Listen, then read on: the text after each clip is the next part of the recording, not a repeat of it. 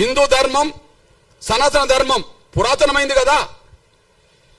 మన భారతదేశానికి హిందూ ధర్మం సనాతన ధర్మం పురాతనమైంది కదా. పురాతనమైన ధర్మం మన భారతదేశ ఎల్లలు దాటి ఇతర దేశాల ప్రజలు ఎందుకు ప్రభావితం చేయలేకుండా పోయింది? ఏ లోపం ఉన్నది? ఏ లోపం ఉన్నది? పురాతనమైంది కదా. సనాతన ధర్మం తర్వాతనే లేదా హిందూ విశ్వాసం తర్వాతనే క్రైస్తవం వచ్చింది కదా. క్రైస్తవం వచ్చింది కదా, ఇస్లాం వచ్చింది కదా.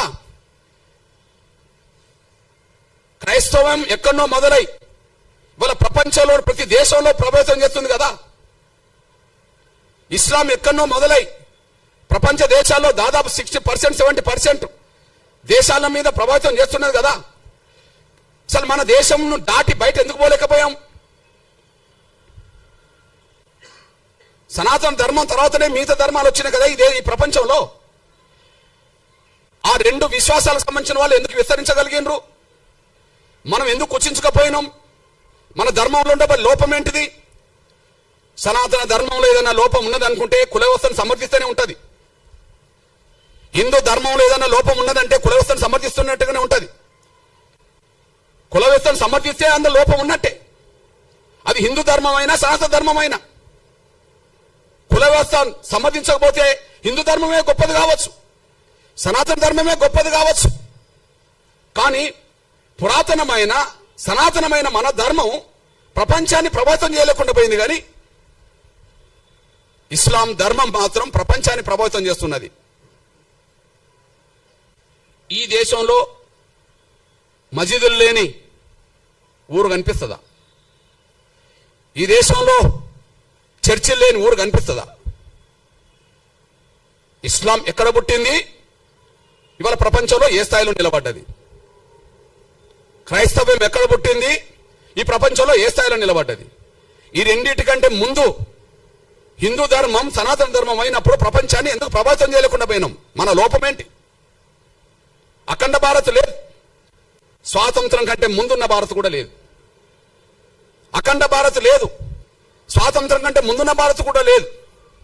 మన లోపాన్ని సరి చేసుకోకపోతే, మన లోపానికి కారణమైన కుల వ్యవస్థను రద్దు చేసుకోకపోతే ఇంకొక 100 ఏళ్లకు ఈ ఉన్న భారత్ ఉంటుందని గ్యారంటీ లేదు.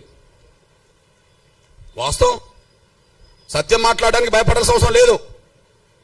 ఎందుకు అఖండ భారత్ లేకుండా పోయిందో స్పష్టం చేయండి. ఎందుకు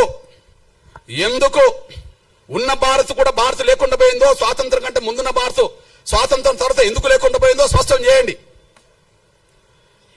ఈ దేశంలో ఏ విశ్వాసాలు పెరిగినాయో స్పష్టం చేయండి. ఆ విశ్వాసాలు పెరగడానికి, విశ్వాసాలు గల ప్రజలు పెరగడానికి, ఆ సంఖ్య పెరగడానికి ఏం కారణమో చేయండి. ఎక్కడనో పుట్టిన ఇస్లాం ప్రపంచాన్ని ప్రభావితం చేస్తూ దేశంలో ఉన్నది కదా. ఆ ధర్మంలో లోపం ఉంటే ప్రపంచాన్ని ఎందుకు ప్రభావితం చేస్తుంది? క్రైస్తవ ధర్మంలో లోపం ఉంటే ప్రపంచాన్ని ఎందుకు ప్రభావితం చేస్తున్నది? మన ధర్మంలో సత్యం ఉంటే ఎందుకు బయటికి వెళ్ళలేకుండా పోయినాం?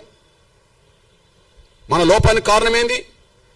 ఈ దేశ వ్యవస్థలో మన ధర్మంలో కుల వ్యవస్థను ఎప్పుడైతే సమర్థించడం మొదలు పెట్టామో అక్కడి నుంచి ఒక మాయను మచ్చగా ఈ కుల వ్యవస్థలో అందరూ సమానం కాదనే భావనతో ప్రత్యేకంగా దళితులను మనుషులుగా చూడకుండా వివక్షతగా అంటరాని వాళ్ళుగా చూడడం వల్ల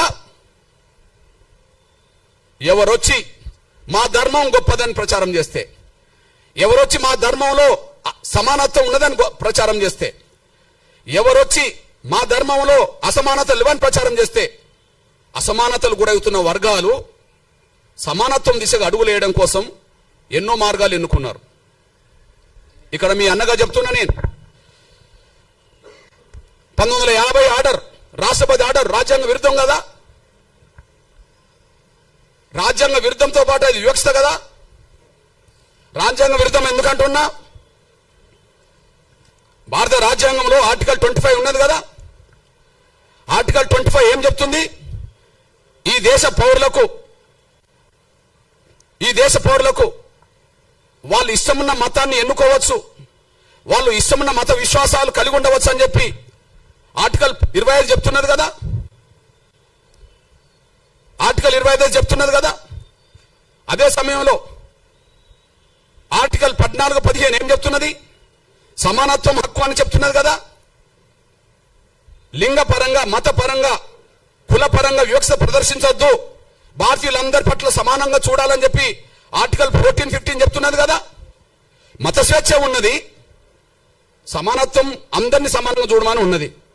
మరి ఇప్పుడు దళితులు మాత్రమే క్రైస్తవ మతంలో తీసుకుంటే ఎస్సీ హోదా రద్దు అవుతుందని ఎట్లా ఆర్డర్ వస్తుంది? దళితులు మాత్రమే క్రైస్తవ మతం తీసుకుంటే ఎస్సీ హోదా రద్దు అవుతుందని చెప్పి ఎట్లా ఆర్డర్ వస్తుంది? ఆ ఆర్డర్ను సమర్థిస్తూ ఎట్లా తీర్పు వస్తుంది? నేను ఎందుకు ఈ మాట మాట్లాడుతున్నంటే, ఈ దళిత వర్గం నుంచి ఇప్పటికీ భక్తులే, ఈ దళిత వర్గం నుంచి ఎవరన్నా క్రైస్తవ మతంలో చేరుకుంటే ఇప్పటికీ భక్తులే. కానీ క్రైస్తవ మతాన్ని ప్రచారం చేసే పెద్ద పెద్ద మిషనరీ సంస్థలు ఉన్నత వర్గాలు, పెద్ద పెద్ద మిషనరీ సంస్థలు ఉన్నత వర్గాలు.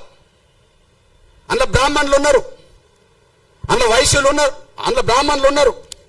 ఇక్కడ తెలుగు నేల మీద కమ్మ వాళ్ళు ఉన్నారు, రెడ్లు ఉన్నారు, కాపులు ఉన్నారు, అందరూ ఉన్నారు. ఇక్కడ కుట్ర జరిగింది. ఆర్డర్ కంటే ముందు కుట్ర జరిగింది. ఈ 1950లో వచ్చిన ఆర్డర్ రాజ్యాంగ విరుద్ధము. ఆర్డర్ వివక్షతో కూడిన ఆర్డర్. అది ఆ వివక్షతో కూడిన ఆర్డర్ రావడానికి కారణం ఏంది? అప్పుడు ఇప్పుడు మత బోధకులు అగ్రకులాలే, నా ఆరోపణ. అప్పుడు 100 ఏళ్ల క్రితం చరిత్ర, ఈనాటి చరిత్ర.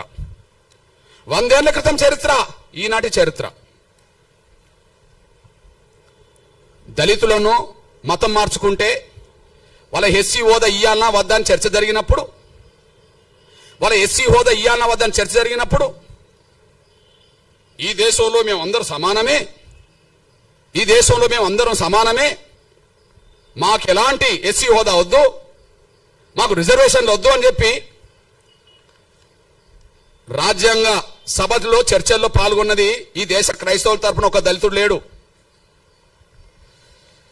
దళితులు క్రైస్తవులుగా భక్తులుగా మిగిలిపోయినరు. కానీ క్రైస్తవ ప్రచారం చేసింది, క్రైస్తవ మతం సమానత్వంతో కూడుకున్నదని ప్రచారం చేసింది ఎవరన్నా ఉంటే, దేశంలో పేరు గల్ల వాళ్ళు ఎవరన్నా ఉంటే అప్పుడు ఇప్పుడు అగ్రకులాలే. వాళ్ళు మారవచ్చునా? వాళ్ళు మారమని చెప్పవచ్చునా? వాళ్లకు ఈ ఆర్టికల్ ఏదైతే ఈ రాష్ట్రపతి ఇచ్చిన 1950 ఆర్డర్ అయితే వాళ్ళకు వర్తించదా? కుట్ర జరిగింది. రాజ్యాంగం రాయడానికంటే ముందు రాజ్యాంగ సభ చర్చల్లో